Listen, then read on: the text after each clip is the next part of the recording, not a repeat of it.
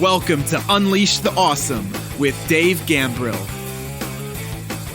All of us have unique skills, talents, and abilities that aren't being used to their full potential. Our mission is to share the people, tools, apps, and other resources that will help you unleash your awesome on the world.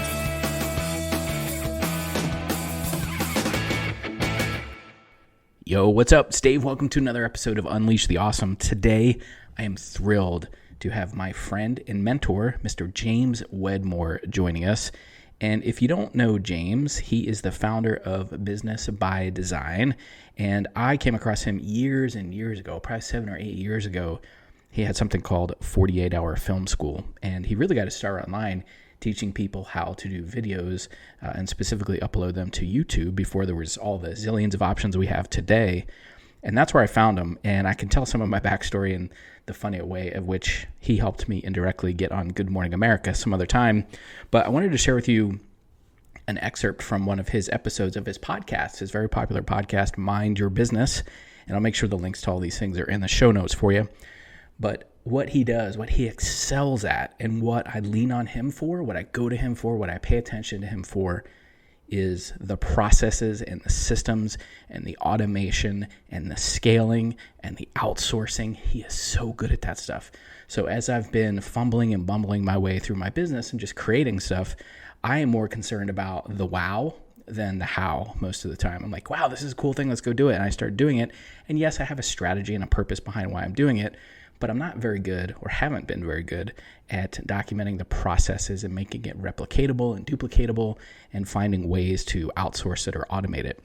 And that's where James comes in. So in this episode, he's going to share with you 10 things that you could be doing right now, that you should be doing right now in your business. Even if you're a solopreneur, or even if you're just getting started, you should give some thought to these things, because if you put these things in now, when you're just getting started, it'll make it so much easier when you want to scale and grow later. And that's frankly where I find some of the growing pains in my business. Is I want to scale and go bigger and help more people unleash their awesome. I have these pain points or these sticky points where I don't have a process or an automation or a system figured out. And that's when I circle back to James and get some of his advice. So without further ado, let me turn it over to my buddy James Wedmore. And I guess I do have further ado. Is that even a way to say that? I want to let you know that James actually has a video series called Rise of the Digital CEO, and that's coming out. If you happen to be listening to this episode when it was released in June, mid-June of 2020, he has a free video series where he's going to teach you some of these things and go more in depth in these. It's called Rise of the Digital CEO. You can find it at gambrill.com/digital CEO, all one word. I'll put that in the show notes for you so you can find it as well. But if you want to go with a deeper dive after James shares his top 10 things here, I would highly, highly, highly recommend you go check out that video series. It's awesome. Okay, now I don't have any more ado. So without further ado, here is James Wedmore with his top 10 things you should be putting in place in your business today. So what I'm doing here in this episode is quickly going to list 10 low-hanging fruit, no-brainer systems or processes that you can put to place in your business. Ahora. That's Spanish for right now. Because the more structure you put in your business, the more freedom you get back in your life. Even if it's more freedom to do more of the work of the kind of work that you want to do. So we're going to go over these 10. I'm not going to give the system. I'm not going to give the process. I'm going to tell you what the process is. And then you can go create it. Or you can join Business by Design where we just give you the processes. Hey, look at that, right? Here are the processes. Number 1. Oh, so good. You need a process for creating processes.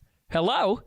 Because can you imagine when someone else on your team is creating this, like on my team? Like my team presents at our events and our masterminds because they go do awesome stuff in our business. And then I'm like, hey, you just did something really cool. Can you create a process on that? And they're like, yep.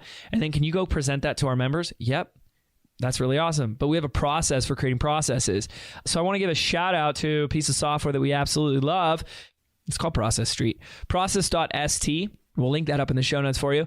It's the most simplistic way to document your processes. We absolutely friggin' love it. for so many reasons that I'm not going to go into because it's not necessarily like a sales pitch for Process Street. But we recommend, hey, I'm a fan. So that's the first one you need. A process for creating processes. So they all follow the same way. So you don't have to be creating the process. James, I don't want to create all these processes. Fantastic. Create a process for it. And I'm going to tell you the most simple way. You or someone on your team documents the thing that you're going to do in a video. And then you get a virtual assistant over at onlinejobs.ph to watch that video and take step-by-step screenshots of that video and put it into Process Street. Boom! There's your process. All right, let's go on to the second one. You need a process number 2, for sending out email broadcasts.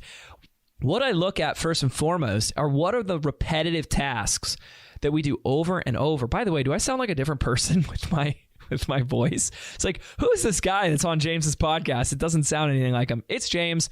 Something's wrong with my voice. It's okay. I'll be better soon. Process number 2. I'm looking for processes of what are the repetitive tasks that we do over and over again. Like, I'm going to do it again next week, and I'm going to do it the week after that. That's the first place to go. And you'll notice that most of our processes that I'm sharing with you go there. So you need a process. I mean, you don't need to do anything, but if you'd like more freedom and life back and not do the things that don't make you money, that need to still be done, they don't need to be done by you, it would be nice to have a process so that when you write an email to like your audience, your customers, your subscribers, that you just like put it in a Google Doc, and then someone, even a virtual assistant in the Philippines for $3 an hour, can go take that Google Doc, bing, bing, bing, bing, bing, bing, bing, bing, bing, bing, and send it out as a broadcast. Because when you start to look, when you send out that email, or maybe you're like, I don't send out emails anymore. Why not? I just don't really have the time. Well, there's why. Because it takes too much time to send it out. And look, if you are doing it, notice how much time it takes. Time yourself. Even if it's 25 minutes. That's 25 minutes of your precious life force, your brain power, your juice. Gone. You can't get that back. So that's number 2. Process number 3 is the top 10 customer support tickets. You want to look at what are the most common responses or inquiries that come into your customer support. Like, I lost my password, refund, something's broken, I lost my access, like the most common ones. And you want to have a canned response and or a process that gets attached to that. For example, if someone wants to cancel their membership, let's say you have a membership, do you have a process in place of all the steps that need to happen so someone on your customer support team can cancel their membership? Or you have to do this every single time? Have you ever considered the fact that you're not at the level that you want because you're still doing these things yourself? If you're spending 90% of your day doing the activities that don't make you money, how are you expected to make any? Pretty sound logic to me, right? Okay. Process, we're on number 5. Oh, I love this. This is so simple. You want a process for file storage and file management. We have a couple of resources that we use. The first one is Dropbox. I've loved Dropbox. I'm not loving Dropbox right now. They've been doing some weird stuff. Is anyone else feeling that way? Like, I don't know. It gets more, like, the more robust it becomes, the more confusing it becomes to me. And I don't know, maybe it's my old age. Anyway, you want a really simple process for Dropbox. Like, can you have less than 10 folders, subfolders in your main Dropbox? Like, here's our courses. Here's our, I don't know, what else do you need? Like our videos, our replays, whatever. And have these folders and then like nothing else outside of that. And then every file goes into one of those folders. Anytime someone has a file on your team or you put a file, it always goes in there and they always know to go into one of these spots. I cannot tell you how much time gets wasted when people are running around looking for that one stupid file that they can't find. Guys, you don't get your time back. Now, my dad told me this long ago. Time is money. Now, time's an illusion. Time is lack. The idea that there's a lack, it's an illusion that there's lack. But at the same time, you're losing opportunities of being in the time and energy of making money that you don't get back. So in a sense, yeah, time is money. I like that. So how much time is being wasted there? Okay, process number 6, a course or content creation process. This is so good. I didn't even talk about other stuff. Like we use Drive and Monday.com for our files stuff. Drive for emails. When we do email like all our email stuff, all our copy goes into Drive. Monday is more of our project management, but some file sharing goes on through there. Okay, process number 6 is a paid content or course creation process. Let's say you have a membership and every month you create a PDF. There should be an absolutely detailed, documented process on all the steps from idea to outline to all the phases of getting it, whatever the phases are, to creating the content, to getting it formatted, to getting it published, to getting it uploaded. Where's that content get stored? How does it get uploaded? Process for all of that. Okay, that's number 6. Process number 7, if you have a platform like a podcast, hey-o, or maybe a YouTube channel or something else, there should be a process of all the steps or phases involved with that. We have a process for how we do this podcast. It starts with a process with me of coming up with notes, ideas, concepts. Then it goes into an outline. And then there's an actual record phase. And there's a process in that recording phase. Like, okay, my equipment's set up. I'm using this software, blah, blah, blah. And then where do you store those files? And then how do they get edited? And then how do they get uploaded? There's an entire process here.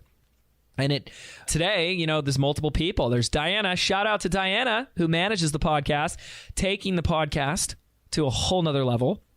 By the way, we just had our highest download day last week, which was preceded by the highest download day we had the week before. Proceeded? Anyway, so thanks, Diana. Our podcast editor, Matt with Pod Assist. There's a team of people, so we absolutely need that, right? Let's go into a couple others, shall we? Process number 8 is a new hire onboarding process. As soon as you get that first person on, there's like stuff that they need to go through, like introducing them to what you are, what you do, who you are, all that type of stuff, to how to work with you.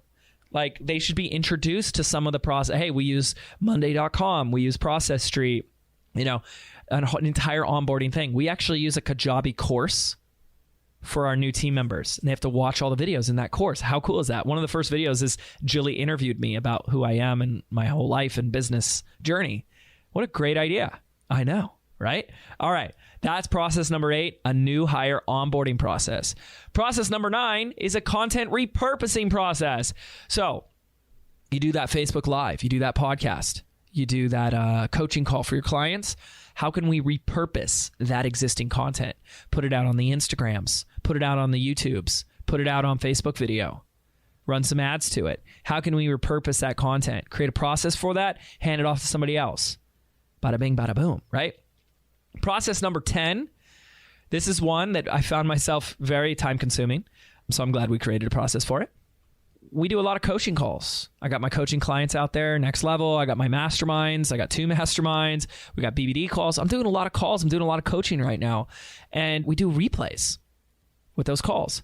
So having a process for coaching calls and replays. Like, who's recording it? How is it being recorded? Where's it being stored? Where's it being uploaded? We even created a process, which is so cool, where somebody goes through the replay and then makes time codes and notes. So all of our members can say, ooh, at 15 minutes, James talks about the 10 processes, blah, blah, blah, right? Really cool. So I just shared with you really fast 10 low-hanging fruit processes that you can put into place in your business as soon as you have one hire. Even if you don't yet, to kind of think through this and how you can improve these processes is going to be really beneficial to you. Imagine how much time it would take me if I did this all myself, if I'm sending out my emails myself, if I'm answering customer support myself. Oh, I totally skipped one. Gosh, I feel like a dummy today, guys. I really apologize. You probably were like, you skipped number 4. Did anybody notice that? You get a prize if you do. Process number 4 is a testimonial and case study collection process.